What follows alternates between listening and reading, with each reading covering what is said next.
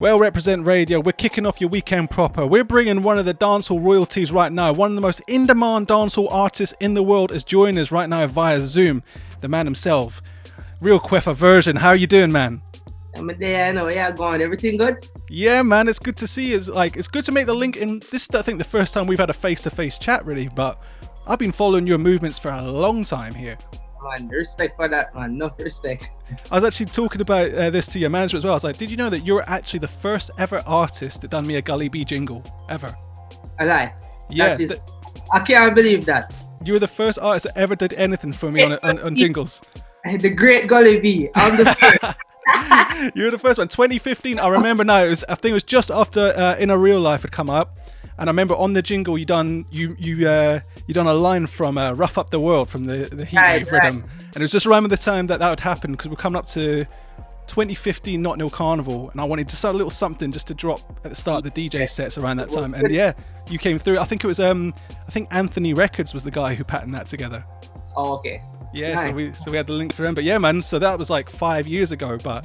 Your career started even before that, man, didn't you? Because one thing I thought was really interesting about how you came into the dancehall scene was you kind of like just jumped in straight into the top spot with the producers. Like your first big track was Boom on the Turnover rhythm by Birchall. So how did you get started kind of into music, but then how did you kind of get started? Because a lot of times artists kind of like warm up through like different avenues, but you went straight in with a producer like Birchall. How did that kind of come together from your first origins?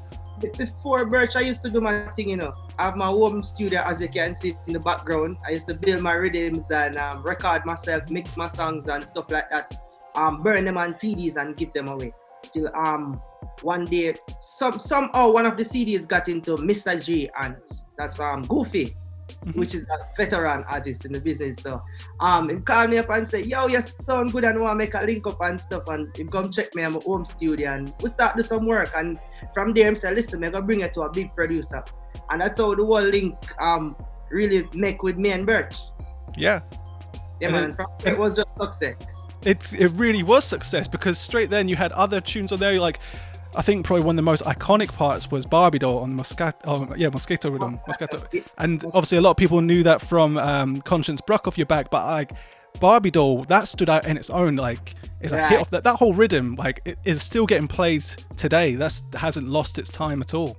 I mean, Birch is a very experienced producer and he's very good at what he does do. Right, so Birch is a foundation. So whenever I put out any kind of project, it's gonna last because it's really dancehall. It's not no mixture of, it's just dancehall. It's authentic as it comes. So for you, kind of getting into that stage, like before you started writing music, how did you kind of get into music in the first place? Was that something that was always around you growing up? I think it's an inborn concept, you know. But really, how everything really started, I used to sing in church. And when I was going to high school, when you have the fair days and stuff like that, the sports day, I used to take the mic and DJ and mash up the place, and the teacher them always encouraged me, say, yo, you sound good, you have the talent and stuff like that. So I'm saying, alright then, we're gonna just make this a career. Man, and it's definitely carried you into quite a career as well. When we look back at things like In a Real Life, and then really from the explosion of that tune, your life really changed in a real life, right? In a real life. That changed everything. Right now it's almost at 8 million views on YouTube for the music video for that right now. And that's just kind of like carried through for the years. And what I think is really crazy is kind of like the transition to success at the moment, because In a Real Life was your big tune 5 years ago at 8 million views. And now we're looking right now with the song Outside that's at the same sort of level as In a Real Life, but that's only been done in 5 months. So how's the transition into this global success been for you? Like, how's it gone from kind of building it up to now exploding quicker? I mean, you just have to trust the process, and it's a good process for me. We just take my look at time and do what I'm supposed to do. And I'm loving it. I'm loving the direction where everything is going. Yeah, man. Well, I've seen you on Instagram Live driving around in a Porsche right now. So life is different right now, okay? I mean, life is nice. Life is good. Well, definitely the work ethic hasn't stopped for you, because really we've been seeing like your transition through the years and how you've kind of become this global dancehall sort of star in this one. Like I remember in 2016 you were tipped as like the next big thing, and that was on the same lineup. I remember I think One Extra even named you alongside Jay Huss, Mabel, Kalani, and you're in the same like kind of league as artists like that as well, definitely on a global circuit. So how have you kind of kept the work ethic going, because you've been dropping tunes almost weekly for the last like 4 years? I mean, we just stay focused, and music is something I love. So I always do music. As you can see in the background, I have a home recorded studio. So it's quite easy for me. I just jump up and the music is right there. So I'm just here making music. Well, definitely, because it's not just singles you can drop as well. I feel that you're on almost every single big rhythm that comes out of Jamaica at the moment. And it's so good to see that you have your home studio to be able to do things like that. But that must mean that you must have a whole heap of songs just in your head ready to go. Is that coming from like the DJ aspect of things? No, I have a whole heap of songs on my hard drive, recorded, ready to go out. It's just the time. It's just time. Like albums, I have EPs, I have a whole bunch of stuff on my hard drive right now. But it's just time. It's just time for it, because you can't just release everything one time. You have to take a little time and build up. Well, it's definitely worked well, because really 2020, what a year it's kind of been for the world right now. Like it's been a madness, and where everyone else has kind of been in this like inward sort of position, I feel like you've kind of done the opposite, and you've been busier, just as busy as ever really. Like of course you've been on so many big rhythms, like the Chop Chop rhythm with Outside. That's been like a massive tune off that whole rhythm. But also you're on Buju Banton's Steppers rhythm, which was the rhythm off his song Steppers as well. So how did that link with someone like Buju come out? Did you and him already have a converse before, or like did that come as a surprise, or what? No, not really, you know. Deli Ranks, right? Deli Ranks is my cousin. Yes. Right. Deli Ranks and Buju Banton have a very good relationship. So, when Buju was putting out the rhythm, him call up Deli and say, yo, I'm releasing a rhythm, you know. And Deli say, yo, come, we'll go for Buju, go voice. And we just go for Buju, record the song, and that was it. Just like that, just came out on that one. So that was a hard rhythm as well, because that was just the first start of the year. You've been on a whole heap of rhythms since then through 2020. But the big thing that's been happening is your debut EP that we're leading up to now. And the big song's Original. And you've been linking up with, you've had a very UK-centric link up with that one. I know Fanatics have produced at least 2 of the rhythms on the EP already. We've heard Reality with Chip, and we've heard Original, both with Fanatics Productions. So is London and the UK like something you've always had quite a close tie to? Right, I've been to the UK quite a few times. I love it there. It's just one thing, it's cold, but I'm trying to work around it. So, apart from that though, I've been to the UK quite a few times. Did a few shows there. So, it's definitely the one to kind of like, it's good to see that you can bridge the gap as well between it, because the new EP, am I right, is coming out as a partnership with the very prestigious UK label Parlophone, right?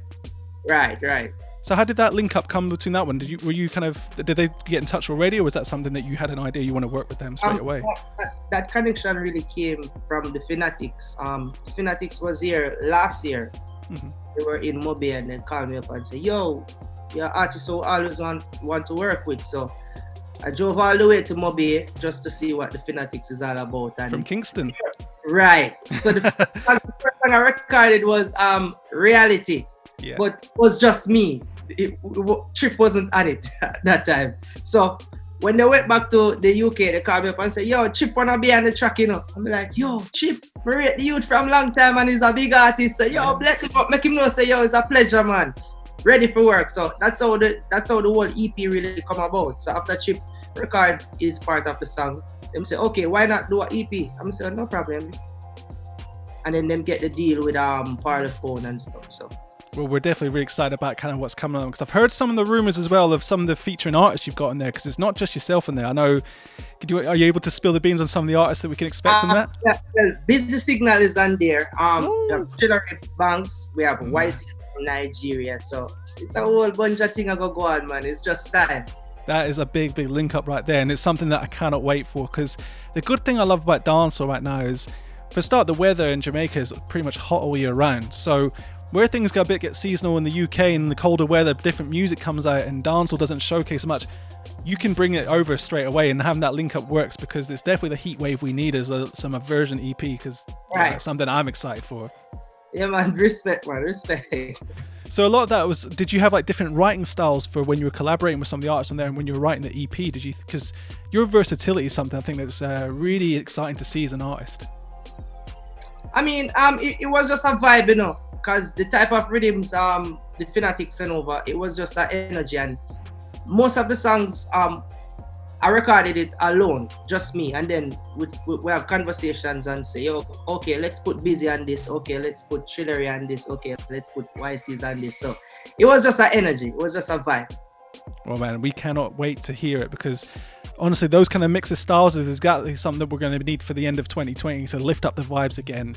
But speaking of a mix of vibes as well, one of the things we always feature on the Gully B show here on Represent Radio is I want to ask the guest artists to pick top 5 tunes that they want to have to start everyone's weekend off, get the party going, get everyone's mood lifted up. And I know right now, if you've got a mixed bag of styles on the new EP, on the Only One EP, then I know that you're going to be a wicked selector for the top 5, Ryans. Right. How do you want to kick off the first top 5 tune? My first top 5 song would be Frankie Paul, I Know the Score. So what was it about that song that draws you to that one? Because I know it's an anthem, but at the same time, was there a memory for you for that one? I mean, I love the rhythm. I think that is one of my favorite vintage rhythm, and Frankie Paul just sound real good on the track. It's like, and at that time you didn't have the auto-tune, you never have much plugins like now. And it just sounds natural, it sounds good, it just well put together. That is why I love that song. That's why he had the nickname, the Jamaican Stevie Wonder, because he was just an iconic singer. Like, he could do both notes. He could do the low, he could do the high. Like, he was just one of those versatile singers. So rest in peace, Frankie Paul. It was such a shame when he passed a few years ago, and he's one of dancehall's most iconic singers, in my opinion. So that's a wicked tune to kick off your top 5. So what do you want to jump into for your second pick here? All right, so the second pick would be Buju Banton featuring Wayne Wonder. I don't know why. Yes, big tune. Oh god, that's just hearing that little part there that everyone sings it, and Shen Sia, she even used that on one of her tracks last year. I think it was she done a kind of a testament to that song in one of her tunes, and yeah, it's a big tune. So like for you, do you have a first memory of ever hearing that song? Because that's a classic one. Now, I'm a big fan of Buju Banton. I'm a big fan of Wayne Wonder. So you put that together, that's what you get. I don't know why. That's a big tune right there. And it's one of them ones you can hear at every reggae party to this day as well. Like, everyone sings along to that line. Yeah, man. Big song. Massive, massive hit song. I love that song. See, look, these selections are already some of my favorite tunes already. So what do you want to jump into for your third pick here? Okay, so my third pick is Garnet Silk. Gave You Everything I Got. Gave you everything I got. Oh. Right, this is one of my all-time favorites reggae songs ever. Not just Garnet Silk, just ever. It's one of my favorites. So I'm so glad you picked that, Matt. Like, so I really rate you as an artist, Vershon. Like, I feel as if you can sing and DJ in so many different fashions. Was Garnet Silk like a big influence for you? Because I can almost like hear where you would kind of take that influence from on some of your more singing-based songs. All right, I'm young, but I'm old school, you know. I mostly listen to vintage music. So Garnet Silk would be one of the main. You have Sanchez, Barry Salmon. I love listening to Kenny Rogers, Anita Baker, and stuff like that. So I'm very old school, I'm very vintage. But this song, I Gave You Everything I've Got. It just reminds me of how some people stay. Them just come and take, and they will never stop. Yeah. Every time I hear this song, just remind me of people like that. Honestly, it's one, and also Garnet Silk, I think, is just one of the best sort of Jamaican voices in history. And right. it's his time was taken so short, and it's such a shame because, like, I keep thinking to myself, like, imagine if Garnet Silk was alive today, like, how would things sound? Like, where would the career be? Like, imagine what else would have come later on in his career, because it was cut so short. And but yeah, like, his legacy lives on forever. So I'm so glad you picked that one, because that's a personal favorite of mine. So you're talking about how you love the vintage music. I know already that you've got something wicked lined up for your fourth pick. Do you want to tell people what you want to do? Okay, so my fourth pick is Beres Hammond, Angel Eyes. I don't think much people know this song. Am I right? Yeah, this is more like an album song. It was like it wasn't a single or anything. I love this song, and this song just reminds me of someone special in my life. That is why I picked this song. So yeah. Educating the people today, Vershon, aren't you? Right. Big up, man. So what do you want to finalize, kick off the weekend for everyone? What's your fifth and final pick for your top 5 today? My fifth and final pick is Vershon again. Sweet Lies. Vershon, man, what was your kind of... Beres Hammond's obviously something you love, like picking 2 in the top 5 as well. So what's so important to Sweet Lies for you? I mean, it just shows you how females get tricked into material things, because if you watch the video, that is exactly what the video is saying. So yeah, that is why I picked that song. It's a big tune. I'm so glad that you've managed to pick such an iconic top 5 selection, because to be honest, this is exactly what I listen to when I'm driving the car. All these artists are like, obviously I try and listen to as much new music as I can, but sometimes it's good to just like put on a playlist for a long drive and listen to the classics. And literally, Frankie Paul, I know score, that's always one of the top ones on my list. Garnet Silk's one of my all-time favorite artists ever. So I am a fan of your picks today, more so than anything else that's going on.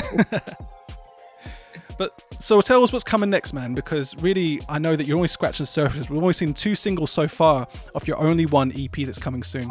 We're just basically focusing on the only one EP right now. It was set to release this month because of the COVID. We postponed it until next year, January. So it's just an EP for me right now. Yeah, definitely. Well, we're looking forward, because I know that you've not stopped with making music. Like, is there rhythms that we can expect you on sooner? Is there projects coming before the end of the year? No, it's just the EP and it's set to release January. Hopefully COVID will die down or slow down or something, but yeah. Well, it's definitely that we want to see you back in London as well on a live show, because when this EP drops, we want to see the tour and everything. Definitely. I'll definitely be there. Oh, we cannot wait. So before we head off, what would you say is your top bit of advice for new blood artists, especially right now in a lockdown? How to keep the music going and how to keep your careers going at the moment? I mean, you just need to stay home and just be safe, yeah, man. Because I don't want to encourage nobody and tell them to go outside and go try promote or try to go to the studio and record and stuff, because we don't know where COVID is. Mm-hmm. Get me? So the most we can say, just try, if you have something that you recorded already, just try work it on social media. And Definitely. If you can stay home and just stay safe, that's the best advice I have right now.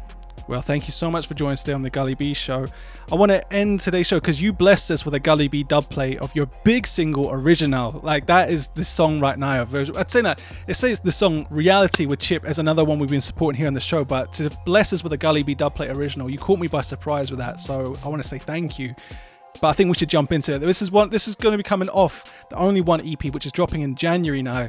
And this is the Gully B dub play of Original. Vershon, thank you so much for joining us today on the Represent Show.